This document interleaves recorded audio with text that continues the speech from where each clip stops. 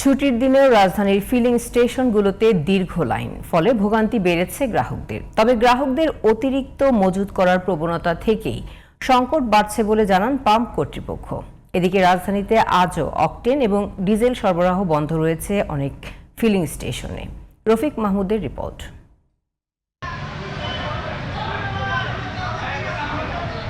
রাজধানীর ফিলিং স্টেশনগুলোতে গ্রাহক ও কর্তৃপক্ষের মধ্যে এই বাকবিতণ্ডা এখন নিত্যদিনের ঘটনা।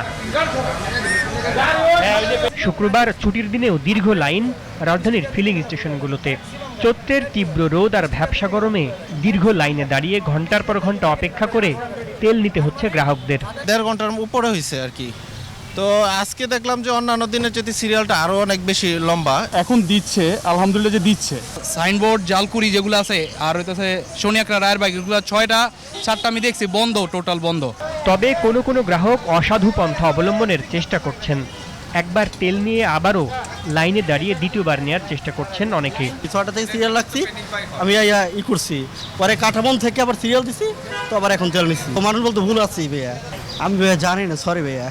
এদিকে সরবরাহ সংকটের কারণে বন্ধ রয়েছে রাজধানীর অনেক ফিলিং স্টেশন। ফলে গাড়িতে তেল শেষ হওয়ায় কেউ কেউ পড়েছেন বিপাকে। তেলের খোঁজে বাইক ঠেলে ঘুরছেন এক পাম্প থেকে অন্য পাম্পে। অনেক পাম্পে বলছে বন্ধই, তেল পাচ্ছি না। 3টা পাম্প ঘুরছি, একটা পাম্পেও তেল নেই। লাস্টে এদিকে এসে এদিকেও দিয়ে তেল নেই, কারণ তো আবার ঠেলে ইসলামবাগে গিয়ে দিব। পাম্প কর্তৃপক্ষ বলছে জ্বালানির সংকট নেই, গ্রাহকদের আতঙ্কিত না হওয়ার আহ্বান তাদের। সবাইকে তেল দেওয়ার চেষ্টা করতেছে, কেউ যাতে ফেরত না যায়। গ্রাহকের চাহিদা পূর্ণ করার জন্য যে পরিমাণ তেল দরকার ওই তেল আমাদের কাছে আছে। ভরা ট্যাঙ্কি, তারপর আবার তেল নিচ্ছে লাইনে দাঁড়ায়, দীর্ঘ লাইনে। অথচ তেল কিন্তু পর্যাপ্ত আছে। এই প্যানিকের কারণে, গুজবের কারণে বিভিন্ন পাম্প দ্রুত তেল শেষ হয়ে যেতেছে। পরিস্থিতি মোকাবেলায় রেশনিং পদ্ধতিতে মোটরসাইকেল 5 লিটার, প্রাইভেট কার 10 লিটার আর মাইক্রোবাস পাচ্ছে 20 থেকে 25 লিটার জ্বালানি। Rafiq Mahmud, GTV news, Dhaka.